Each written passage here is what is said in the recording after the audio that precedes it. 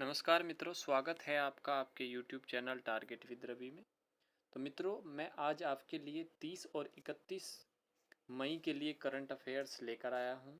तो चलिए देखते हैं, बहुत ही मोस्ट इम्पोर्टेंट होने वाली है, तो वीडियो को ध्यान से ज़रूर देखिएगा। हाल ही में एक राज्य का स्थापना दिवस मनाया गया, गोवा का। तो दोस्तों, वो किस दिन मनाया गया था? तो 30 मई को मनाया गया। देख लेते हैं इम्पोर्टेंट पॉइंट्स के बारे में। गोवा की स्थापना 30 मई 1987 ईस्वी को हुई थी। तो दोस्तों, जान लेते हैं गोवा राज्य के बारे में। गोवा राज्य की राजधानी पणजी। वर्तमान में मुख्यमंत्री प्रमोद सावंत, जो बीजेपी पार्टी से है। गवर्नर सुनील अरोड़ा। मुख्य न्यायाधीश दीपांकर दत्ता। दो पड़ोसी राज्य महाराष्ट्र और कर्नाटक। गोवा दो राज्यों से उसकी सीमा मिलती है, महाराष्ट्र और कर्नाटक से। लोकसभा में 2, राज्यसभा में 1 और विधानसभा में 40 सीटें हैं। गोवा के प्रसिद्ध लोक नृत्य। गोवा के प्रसिद्ध लोक नृत्य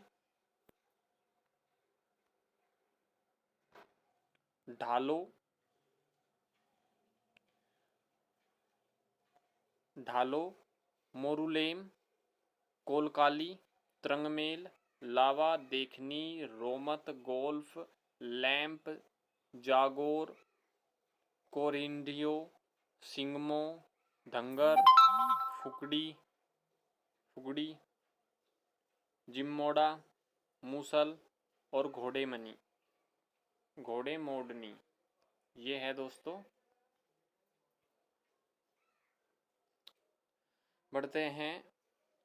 तो क्षेत्रफल की दृष्टि से भारत का सबसे छोटा राज्य है गोवा, और क्षेत्रफल की दृष्टि से गोवा है, और जनसंख्या की दृष्टि से क्षेत्रफल की दृष्टि से गोवा है, और जनसंख्या की दृष्टि से सिक्किम सबसे छोटा राज्य है। जनसंख्या की दृष्टि से सिक्किम हमारा सबसे छोटा राज्य है। जनसंख्या की दृष्टि से सबसे बड़ा राज्य कौन सा हो जाएगा? उत्तर प्रदेश। जनसंख्या की दृष्टि से उत्तर प्रदेश भारत का सबसे बड़ा राज्य है। गोवा मुक्ति दिवस कब मनाया जाता है? 19 दिसंबर को मनाया जाता है। प्रमुख स्टेडियम जवाहरलाल नेहरू स्टेडियम और तिलक मैदान स्टेडियम, ये फुटबॉल का है। गोवा का सबसे बड़ा बांध सलोलिम बांध। टॉप 5 राज्यों के स्थापना दिवस के बारे में देखते हैं। त्रिपुरा राज्य की स्थापना 21 जनवरी 1972। कर्नाटक राज्य की स्थापना 1 नवंबर 1956। छत्तीसगढ़ की राज्य की स्थापना 1 नवंबर 2000। मणिपुर राज्य की स्थापना 21 जनवरी 1972 और मेघालय की स्थापना 21 जनवरी 1972 को हुई थी। तो दोस्तों, हमारे 3 राज्य हैं, त्रिपुरा, छत्तीसगढ़ एंड मेघालय, जिनकी स्थापना 21 जनवरी 1972 को हुई थी। तो ये तीनों आपको याद रख लेने हैं। इनका एक ही है, तीनों की स्थापना एक ही दिन हुई थी। बढ़ते हैं अगले प्रश्न की ओर। देश के नए वाणिज्य सचिव कौन बने हैं? हाल ही में देश के नए वाणिज्य सचिव BVR सुब्रमण्यम बने हैं।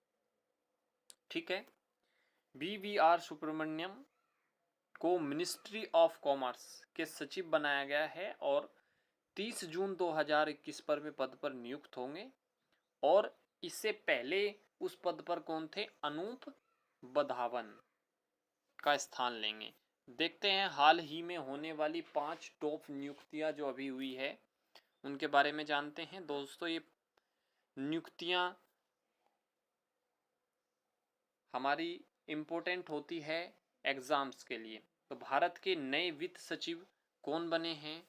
टीवी सोमनाथन, ये हमारे नए वित्त सचिव बने हैं। भारत के नए चुनाव आयुक्त कौन बने हैं? सुनील चंद्रा। BRO की पहली महिला कमांडिंग अधिकारी वैशाली हिवाशे। और वित्त मंत्रालय में आर्थिक मामलों के विभाग के नए सचिव कौन बने हैं? अजय सेठ।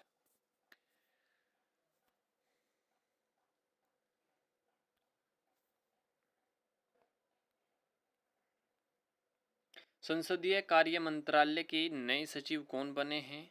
तो ये नए सचिव बने हैं ज्ञानेश कुमार।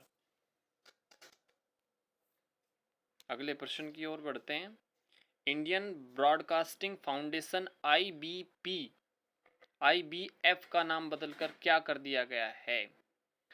तो ये पहले IBF था, अब इसको बदलकर IBDF कर दिया गया है। इंडियन ब्रॉडकास्टिंग फाउंडेशन की जगह Indian broadcasting and digital foundation, digital word जोड़ा गया है इसमें। ठीक है दोस्तों, तो ध्यान रखना है आपको। ऐसा भी आ सकता है क्वेश्चन में, एग्जाम में ऐसे भी पूछ सकता है कि इसमें कौन सा वर्ड जोड़ा गया है, तो दोस्तों इसमें डिजिटल वर्ड जोड़ा गया है। देखते हैं टॉप 5 जो करंट में नाम चेंज किए गए हैं। कुरनूल हवाई अड्डे का नाम बदलकर क्या कर दिया गया है? उयालवाड़ा नरसिम्हा रेड्डी। रावलपिंडी के प्रसिद्ध KRL क्रिकेट स्टेडियम का नाम बदलकर शोएब अख्तर क्रिकेटर के नाम पर रखा गया है, शोएब अख्तर के नाम पर। मध्य प्रदेश के होशियारगंज शहर का नाम बदलकर नर्मदापुरम कर दिया गया है। झांसी रेलवे स्टेशन का नाम बदलकर वीरांगना महारानी लक्ष्मीबाई। हबीबगंज रेलवे स्टेशन का नाम बदलकर अटल जंक्शन कर दिया गया है। बढ़ते हैं अगले प्रश्न की ओर। तशांग यिनहंग माउंट एवरेस्ट की सबसे तेज चढ़ाई करने वाली दुनिया की पहली महिला बनी, वह किस देश की है? तो दोस्तों हांगकांग, वह हांगकांग की है। जान लेते हैं इम्पोर्टेंट फैक्ट के बारे में। 25 घंटे 50 मिनट के रिकॉर्ड के समय में माउंट एवरेस्ट को फतेह किया है और इसी के साथ वे माउंट एवरेस्ट पर सबसे तेज चढ़ाई करने वाली दुनिया की सबसे पहली महिला बन गई है। ठीक है दोस्तों, बढ़ते हैं। दुनिया में सबसे पहला देखते हैं टॉप 5 क्वेश्चंस। वित्तीय क्षेत्र में जलवायु परिवर्तन कानून को लागू करने वाला देश न्यूजीलैंड। सबसे बड़ा व्यापार मुक्त समझौता RCEP को लागू करने वाला पहला देश सिंगापुर। दुनिया का पहला माइक्रो सेंसर आधारित विस्फोटक ट्रेस डिटेक्टर नोनो स्निफर किसने लॉन्च किया? रमेश पोखरियाल निशंक के द्वारा लॉन्च किया गया और ये भारत में लॉन्च किया गया है। किस देश के वैज्ञानिक ने मेंढकों के स्टेम सेल का उपयोग करके दुनिया का पहला जीवित रोबोट जेनोबॉट बनाया है? अमेरिका ने। अमेरिका देश के वैज्ञानिकों ने दुनिया का सबसे ऊंचा railway arch bridge Chenab bridge कहाँ बनाया गया है? तो दोस्तों ये भारत के जम्मू कश्मीर में बनाया गया है और ये दुनिया का सबसे ऊंचा रेलवे आर्च ब्रिज जिसका नाम है चिनाब ब्रिज। तो दोस्तों आपको ये ध्यान रखना है और ये परीक्षा के लिए, आपकी एग्जाम्स के लिए बहुत ही इम्पोर्टेंट क्वेश्चन है। बढ़ते हैं अगले प्रश्न की ओर। विश्व पाचन स्वास्थ्य दिवस कब मनाया गया? तो दोस्तों ये 29 मई को मनाया गया है। जान लेते हैं इम्पोर्टेंट पॉइंट्स के बारे में। उद्देश्य क्या था? दोस्तों इसे मनाने का उद्देश्य पाचन संबंधी रोग विकार के विषय में जन जागरूकता को बढ़ाना और इसकी थीम थी ओबेसिटी एंड ऑनगोइंग पैंडेमिक। बढ़ते हैं अगले प्रश्न की ओर।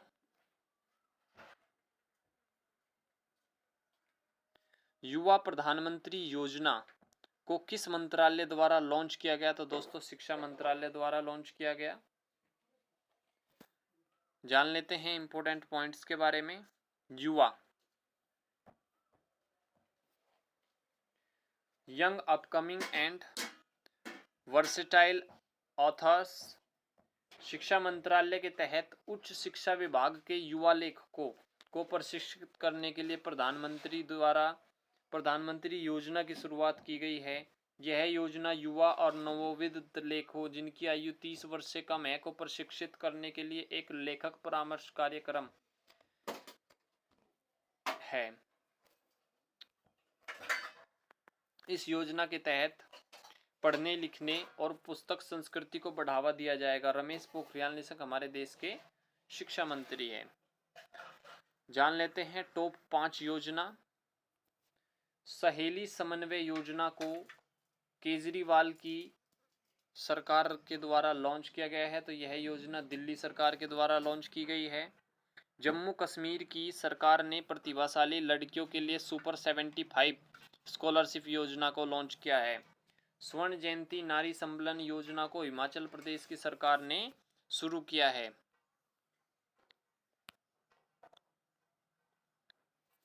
राजस्थान की सरकार ने अपने बजट में मेजर ध्यानचंद स्टेडियम योजना को लॉन्च किया और छत्तीसगढ़ की सरकार ने कौशल्या मातृत्व योजना को लॉन्च किया है। कौशल्या मातृत्व योजना छत्तीसगढ़, मेजर ध्यानचंद स्टेडियम योजना राजस्थान, स्वर्ण जयंती नारी संबल योजना हिमाचल प्रदेश, सुपर 75 स्कॉलरशिप योजना जम्मू कश्मीर। प्रतिभाशाली लड़कियों के लिए इस योजना को लॉन्च किया गया है। बढ़ते हैं अगले प्रश्न की ओर। सुब्रत भट्टाचार्य को किस देश का भारतीय राजदूत नियुक्त किया गया है? तो दोस्तों चिली देश का। चिली देश के भारतीय राजदूत बने हैं सुब्रत भट्टाचार्य।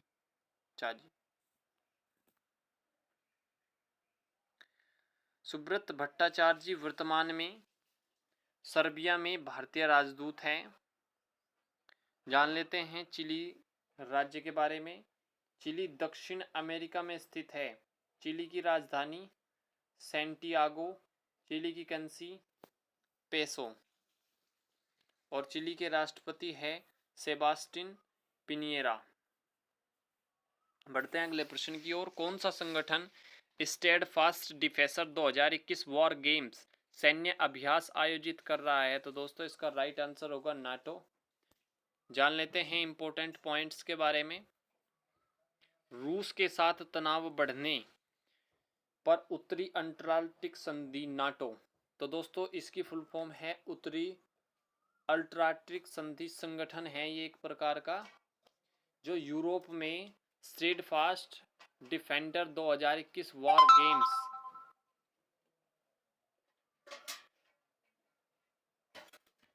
सैन्य अभ्यास आयोजित कर रहा है। इस युद्ध अभ्यास में नाटो सैनिक युद्धपोत और विमान भाग ले रहे हैं। यह अभ्यास पूरे अटलांटिक, यूरोप और काला सागर क्षेत्र में हो रहे हैं और इस अभ्यास के द्वारा सभी देश अपनी सैन्य शक्ति का अभ्यास कर रहे हैं, अपनी सैन्य शक्ति को दिखा रहे हैं। NATO north Atlantic treaty organisations, उत्तरी अटलांटिक संधि संगठन, इसकी स्थापना हुई थी दोस्तों 4 अप्रैल 1949 ईस्वी में और मुख्यालय है ब्रुसेल्स में।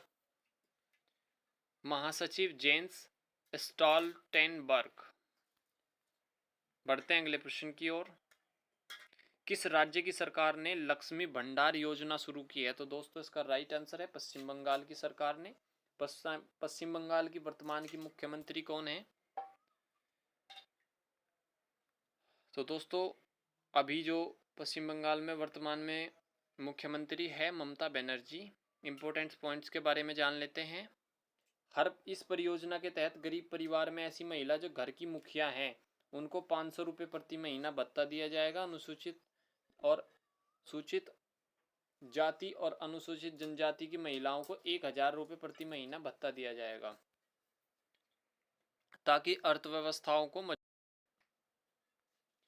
जान लेते हैं पश्चिम बंगाल राज्य के बारे में। राजधानी कोलकाता, वर्तमान में मुख्यमंत्री ममता बनर्जी तृणमूल कांग्रेस पार्टी की, वर्तमान के गवर्नर जगदीप धनखड़ और मुख्य न्यायाधीश TBN राधाकृष्णन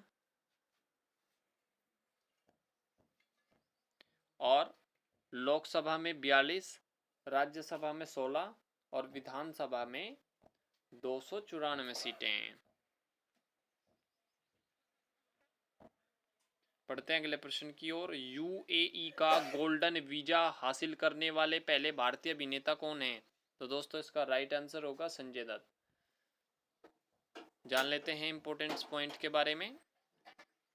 संयुक्त अरब अमीरात यूएई ये गोल्डन वीज़ा हर किसी को नहीं देता। यह एक ऐसा वीज़ा है जो खास वैश्विक हस्तियों को ही दिया जाता है। ये गोल्डन वीज़ा 10 साल के लिए जारी किए जाते हैं। इसका नवीनीकरण अपने आप हो जाता है और संजय दत्त यूएई का गोल्डन वीज़ा हासिल करने वाले पहले भारतीय अभिनेता बन गए हैं। ठीक है दोस्तों, तो आज की करंट अफेयर की क्लास यहीं पर ख़त्म होती है। वीडियो अगर आपको पसंद आए तो लाइक और शेयर ज़रूर करें। Thank you so much.